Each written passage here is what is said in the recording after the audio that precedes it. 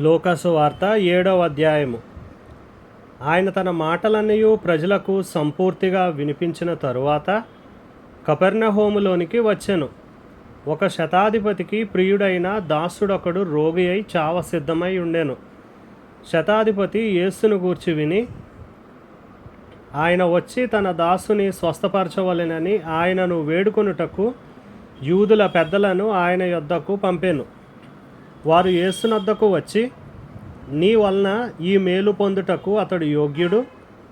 అతడు మన జనులను ప్రేమించి మనకు సమాజ మందిరము తానే కట్టించెనని ఆయనతో చెప్పి మిక్కిలి బతిమాలుకొనిరి. కావున యేసు వారితో కూడా వెళ్ళెను.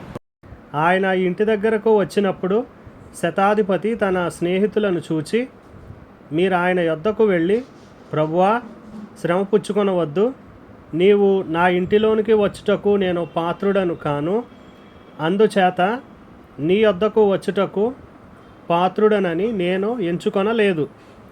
అయితే మాట మాత్రము సెలవిమ్ము, అప్పుడు నా దాసుడు స్వస్థపరచబడును. నేను సహా అధికారమునకు లోబడిన వాడను.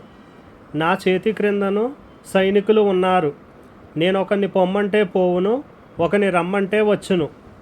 నా దాసుని చేయుమంటే ఇది చేయునని నేను చెప్పినట్టు ఆయనతో చెప్పుడని వారిని పంపెను. యేసు ఈ మాటలు విని అతని గూర్చి ఆశ్చర్యపడి తన వెంట వచ్చుచున్న జనసమూహం వైపు తిరిగి, ఇశ్రాయేలులోనైనను ఎంత గొప్ప విశ్వాసము నేను చూడలేదని మీతో చెప్పుచున్నాననెను. పంపబడిన వారు ఇంటికి తిరిగి వచ్చి ఆ దాసుడు స్వస్థుడై యుండుట కనుగొనిరి.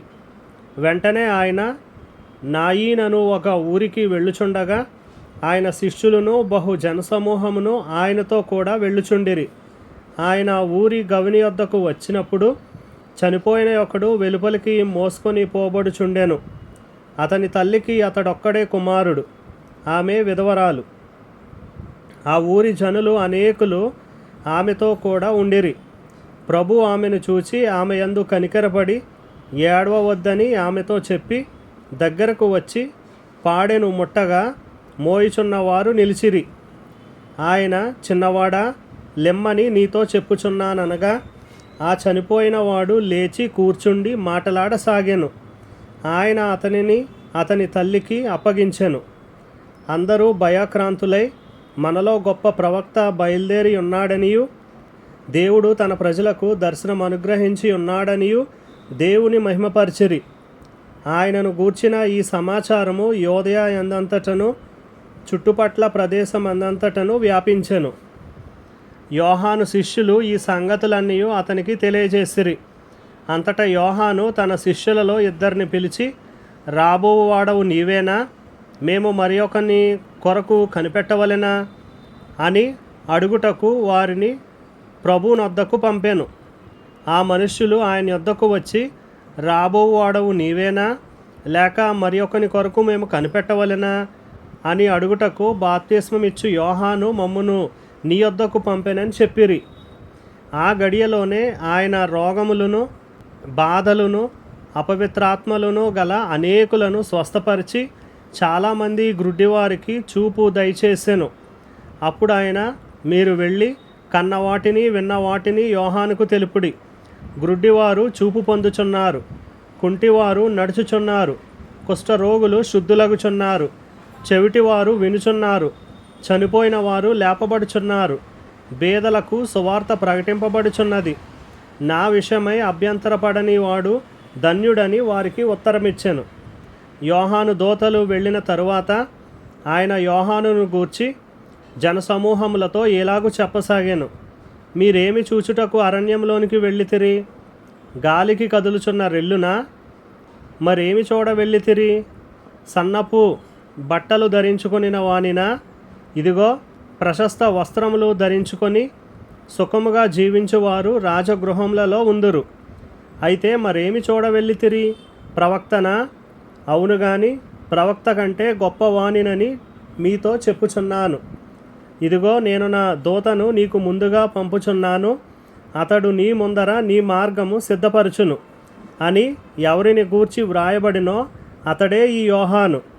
స్త్రీలు కనిన వారిలో యోహాను కంటే గొప్పవాడెవడునూ లేడు. అయినను దేవుని రాజ్యములో అల్పుడైన వాడు అతని కంటే గొప్పవాడని మీతో చెప్పుచున్నాను. ప్రజలందరూ సుంకరులను యోహాను బోధ విని అతడిచ్చిన బాప్తిసం పొందిన వారై దేవుడు న్యాయవంతుడని ఒప్పుకొనిరి గాని పరిసయ్యులను ధర్మశాస్త్రోపదేశకులను అతని చేత బాప్తిసం పొందక తమ విషయమై దేవుని సంకల్పమును నిరాకరించిరి. కాబట్టి ఈ తరము మనుష్యులను నేను దేనితో పోల్చుదును? వారు దేనిని పోలి ఉన్నారు? సంత వీధులలో కూర్చుండియుండి మీకు పిల్లన గ్రోవి ఊదితిమి గాని మీరు నాట్యమాడరైతిరి, ప్రలాపించితిమి గాని మీరేడవరైతిరి అని ఒకనితో ఒకడు చెప్పుకొని పిలుపులాటలాడుకొను పిల్లకాయలను పోలియున్నారు. బాప్తిసమిచ్చు యోహాను రొట్టె తినకయు ద్రాక్షరసము త్రాగకయు వచ్చెను గనుక వీడు దెయ్యము పట్టిన వాడని మీరనుచున్నారు. మనుష్య కుమారుడు తినుచును త్రాగుచును వచ్చెను గనుక మీరు ఇదిగో వీడు తిండిపోతును మద్యపానీయు సుంకరులకును పాపులకును స్నేహితుడును అనుచున్నారు. అయినను జ్ఞానము జ్ఞానమని దాని సంబంధులనందరినీ బట్టి తీర్పు పొందుననెను. పరిసయ్యులలో ఒకడు తనతో కూడా భోజనము చేయవలెనని ఆయనను అడిగెను. ఆయన పరిసయ్యుని ఇంటికి వెళ్ళి భోజన పంక్తిని కూర్చుండగా ఆ ఊరిలో ఉన్న పాపాత్మురాలైన ఒక స్త్రీ యేసు పరిసయ్యుని ఇంట భోజనమునకు కూర్చున్నాడని తెలుసుకొని ఒక బుడ్డిలో అత్తరు తీసుకొని వచ్చి వెనుక తట్టు ఆయన పాదముల యొద్ద నిలువబడి ఏడ్చుచు కన్నీళ్లతో ఆయన పాదములను తడిపి తన తల వెంట్రుకలతో తుడిచి ఆయన పాదములను ముద్దు పెట్టుకొని ఆ అత్తరు వాటికి పూసెను. ఆయనను పిలిచిన పరిసయ్యుడు అది చూచి ఈయన ప్రవక్త అయిన ఎడల తన్ను ముట్టుకొనిన ఈ స్త్రీ ఎవతయో ఎటువంటిదో ఎరిగియుండును, ఇది పాపాత్మురాలు అని తనలో తాను అనుకొనెను. అందుకు యేసు, సీమోను, నీతో ఒక మాట చెప్పవలెనని ఉన్నానని అతనితో అనగా అతడు, బోధకుడా చెప్పుమనెను. అప్పుడు యేసు, అప్పు ఇచ్చు ఒకరికి 2 రుణస్థులుండిరి. వారిలో ఒకడు 500 దేనారములను మరి ఒకడు 50 దేనారములను అచ్చియుండిరి. ఆ అప్పు తీర్చుటకు వారి యొద్ద ఏమీ లేకపోయిన గనుక అతడు వారిద్దరిని క్షమించెను. కాబట్టి వీరిలో ఎవడు అతన్ని ఎక్కువగా ప్రేమించునో చెప్పుమని అడిగాను. అందుకు సీమోను, అతడెవనికి ఎక్కువ క్షమించెనో వాడే అని నాకు తోచుచున్నదని చెప్పగా ఆయన, నీవు సరిగా యోచించితివని అతనితో చెప్పి ఆ స్త్రీ వైపు తిరిగి సీమోనుతో ఇట్లనెను, ఈ స్త్రీని చూచుచున్నావే, నేను నీ ఇంటిలోనికి రాగా నీవు నా పాదములకు నీళ్ళియ్యలేదు గాని ఈమె తన కన్నీళ్లతో నా పాదములను తడిపి తన తల వెంట్రుకలతో తుడిచెను. నీవు నన్ను ముద్దు పెట్టుకొనలేదు గాని నేను లోపలికి వచ్చినప్పటి నుండి ఈమె నా పాదములు ముద్దు పెట్టుకొనుట మానలేదు. నీవు నూనెతో నా తల అంటలేదు గాని ఈమె నా పాదములకు అత్తరు పూసెను. ఆమె విస్తారముగా ప్రేమించెను గనుక ఆమె యొక్క విస్తార పాపములు క్షమింపబడినని నీతో చెప్పుచున్నాను. ఎవనికి కొంచెముగా క్షమింపబడునో వాడు కొంచెముగా ప్రేమించునని చెప్పి నీ పాపములు క్షమింపబడి ఉన్నవని ఆమెతో అనెను. అప్పుడు ఆయనతో కూడా భోజన పంక్తిని కూర్చుండిన వారు పాపములు క్షమించుచున్న ఇతడెవడని తమలో తాము అనుకొనసాగిరి. అందుకైన నీ విశ్వాసము నిన్ను రక్షించెను, సమాధానము గలదానవై వెళ్ళుమని ఆ స్త్రీతో చెప్పెను.